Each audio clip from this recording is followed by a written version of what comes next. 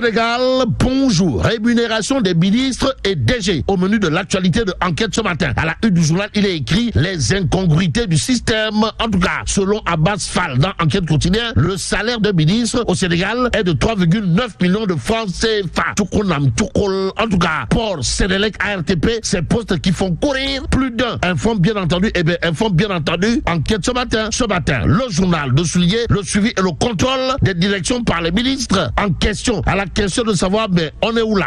Tribune quotidienne de répondre au Sénégal. Bon, situation socio-économique au Sénégal. Un peuple qui vivote, des dirigeants qui roulent, qui roulent sur l'or. Y a-t-il lieu là de dire Euskei ou Tchei? En tout cas, les politiciens de métier sont des trompeurs qui se sucrent sur le dos des populations. Explique Tribune, le journal du groupe des médias, d'ajouter, la politique est devenue le moyen le plus rapide pour s'enrichir. En attendant, restons avec Tribune quotidien qui affiche les propos de Modou Diagne Fada sur l'affaire bien entendu du maire de Agnam, à savoir, c'est une commande politique de Sonko pour atteindre Macky Sall des Touaï Fada. Waouh. En tout cas, Fada Modou Diagne toujours dans Tribune quotidienne de marteler. Aujourd'hui, ce que nous considérons, c'est que c'est une justice des vainqueurs contre bien entendu l'honorable député maire de Agnam Fadbangom ou le lion du Bosséa. Bon, le président Diomaye et son PM sont accusés de procéder à des règlements de compte, tout compte fait. Critique quotidienne pour sa part d'afficher soutien au député maire de Agnam Fadbangom, colère de la diaspora. Route nationale numéro 1, barrée à Nabadji. Non toujours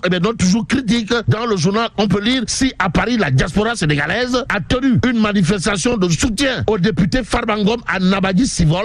Ses partisans ont barré ce dimanche soir la route nationale numéro 1 avant d'y ériger des barricades. Nous livre toujours critique. Information à lire également dans l'évidence. Le journal de révéler mobilisation en soutien à Fadbangom. La diaspora s'exprime à son tour. Et c'est au tour de l'observateur L'Obs de parler du pôle judiciaire financier. Pourquoi faire? Pour nous plonger dans la perquisition chez Tabaski Ngom. Et là, on peut noter ce que les enquêteurs cherchent encore. Bon, l'observateur L'Obs de souligner des réquisitions envoyées à la CENTIF, aux banques, à la conservation foncière, à la direction des transports terrestres et entre autres structures. Ce qui paraît structuré dans les informations de l'observateur L'Obs porte sur un fait clair, c'est-à-dire ça sent le Neferembab, Mamprour Laïwar de Mamprour, dans le tchaya du député maire de Louguelo. Détoile. Waouh. En tout cas, le journal du groupe Futur Média d'ajouter forte probabilité que le juge d'instruction sollicite lors de l'audition au fond des parties la levée Raking Tak Taf Taf et Johnny, c'est-à-dire Soukret Boukret, voire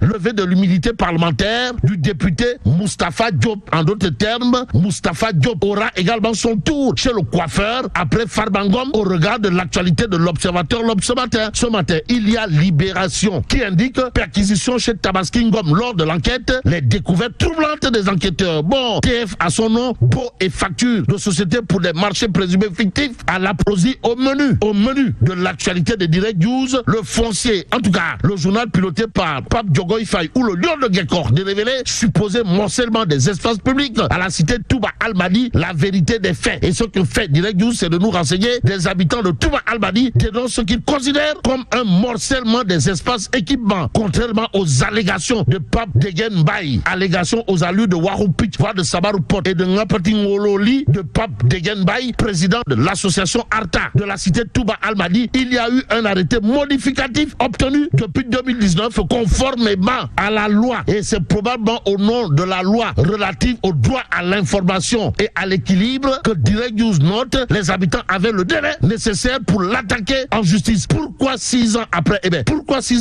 Certaines personnes ayant des démêlés du fait de n'avoir pas respecté le plan cadastral instrumentalisent une partie des habitants. Bon, les investigations de Direct News renseignent que la cité dispose d'une mosquée construite de 1800 mètres carrés et d'un dara en construction d'une superficie de 900 mètres carrés, 2 espaces verts, des parkings pour les habitants et non-habitants. Ou le blog semble tenter de dire que retenir d'autres de cette actualité, sinon l'instrumentalisation du Djoubati est désormais monnaie courante dans ce pays. Il est grand temps que les autorités soient plus vigilantes face à l'instrumentalisation diabolique des réseaux sociaux. Renseigne bien entendu Direct News, le billetiste du journal Daoulto, d'indiquer le foncier continue de faire des vagues. Ce week-end, des habitants de la cité Touba Al-Madi, des Mamelles, ont élevé la voix pour décrier ce qu'ils considèrent comme un morcellement entre guillemets des espaces publics. Et ce que rend public le biétiste de Direct News porte sur un fait clair, c'est-à-dire ce qui contraste avec les investigations sur le terrain. Si on se fie à l'arrêté modificatif de 2019, en tout état de cause, les espaces dédiés au public restent intacts, précise bien entendu Daoul Chow, biétiste de Direct News,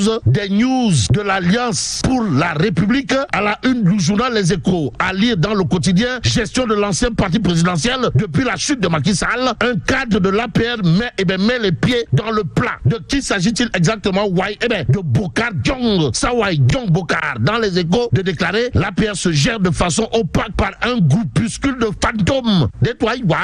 Aussi, une bande de copains sort des communiqués du secrétariat alors que l'instance ne s'est jamais au grand jamais réunie, dira toujours Bokar Djong, cadre de l'APR dans Les Échos. Le journal de souligner d'autres propos Kouroubaïfal et Mbolde-Bouride, signé Sawai. Comprenez, la plupart des responsables ont peur, la plupart des responsables ont la queue entre les jambes, ils se sont tous terrés. Bon, ce n'est pas possible de diriger un parti de l'étranger, le parti doit faire sa but. Bokar Djong, cadre de l'APR, dit-il bien entendu dans Les Échos, écho favorable ou pas. Quoi qu'il en soit, Vox Populi de révéler à sa une réunion du secrétariat exécutif national, PS, les coulisses d'une rencontre de 10 heures, de 10 heures. L'appel à la reconstruction du PS, signé Serigne Mbaye Thiam, occupe le centre des débats. Que retenir justement de l'appel à la reconstruction de Serigne Mbaye Thiam, sinon un acte partagé, pour ne pas dire largement partagé et même plébiscité à la réunion du secrétariat exécutif national, précise bien entendu Vox Populi. Le journal en tout cas d'indiquer que Serigne Mbaye Thiam et son appel à la reconstruction du Parti socialiste plébiscité. Sur 30 intervenants, seulement 2 à 3 personnes ne sont pas d'accord. Bon, la réunion s'est terminée sans qu'aucune synthèse des conclusions n'ait été faite. En effet, Aminata Mbengue Ndiaye a pris ses bagages et a levé la séance sans faire la synthèse de la réunion qui a pourtant duré presque 10 heures de temps, explique bien entendu Vox Populi. Qu'à cela ne tienne, retenons que plus qu'on ne peut pas arrêter la mer avec ses bras, Vox Populi informe Serigne Mbaye Thiam. Son appel à la reconstruction du Parti socialiste plébiscité.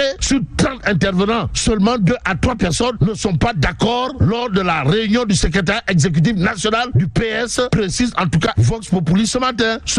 Le journal de parler de vent de rébellion au pur. En tout cas, la tête du secrétaire général Cheikh Tidiane Youm réclamait une réclamation en tout cas qui intéresse à plus d'un titre 2 minutes pour lire l'essentiel. Le journal de noter pur le divorce avec Cheikh Tidiane Youm acté. Bon, action, réaction, 2 minutes pour lire l'essentiel, de nous emmener à la police nationale. Pourquoi faire? Pour nous parler des activités du DGPN Mamseni Ndour. En tout cas, à Mamseni Ndour, il y aura de quoi dire Djokonyal. Surtout que l'homme en tournée n'a pas manqué de rappeler que pour l'honneur, la police doit veiller sur la patrie et pour la loi, sécuriser le peuple. En attendant, terminons avec Source A, le journal de révéler Serigne Fallou Mbacké Diop, militant de PASTEF, blessé lors des événements de juin 2023, a finalement perdu la vie. Alors, tout sur le défunt. Voilà ce que renseigne Source A. Le journal de noter autour d'une manifestation survenue au Parcelles Assainies. La victime avait reçu une balle à l'abdomen. Bon, depuis lors, Serigne Fallou Mbacké Diop multipliait les rendez-vous médicaux avec à la clé 3 interventions chirurgicales, mais la 3e opération ne lui aura finalement pas. Alors là, pas du tout souri, car plongé dans un coma pendant une semaine, ce patriote qui a rendu l'âme vendredi dernier laisse derrière lui une épouse et un enfant de moins d'1 an. Et là, mais là, tu dongue de Allah. Bon.